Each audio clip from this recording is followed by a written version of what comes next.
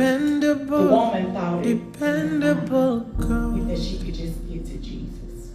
So they both It doesn't matter what comes my way, you are still God. And they both had faith. And many of you have heard me speak on faith. So faith means that I believe that it is true. I believe that Jesus can heal my daughter. If you look at it in Matthew chapter number 9, it says that Jairus said, my daughter is dead, but I know that you can bring her back to life. That's what he said. I know that you can bring her back to life. So in order for him to say that, he had to have some type of faith, some type of belief that God could do it for him. So he believed that it was true that Jesus was able to heal. This woman thought in her mind, if I could just get to Jesus and touch his robe, she believed that Jesus could heal her. But what caused it to be different from one person to the next?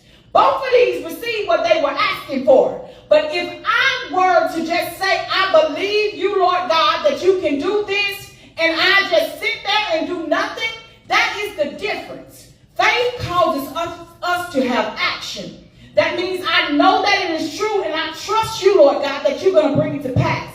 And I exhibit that trust by putting forth my action. The Bible tells us that faith without works is what? Dead. And I'll show you my faith by my what? By my words. So in order for them to exhibit their faith, there's something that had to be done. The first man went and fell at Jesus' feet.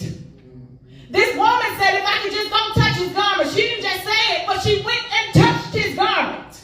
And I used to think that, because I've heard, I think the song says the hem of his garment. But if you really look at this text, this woman was not at the hem, even though there's a crowd in both situations. There was a crowd around Jesus, and got to think now, on his way to see this man's daughter, to heal her body, there's a woman in the crowd.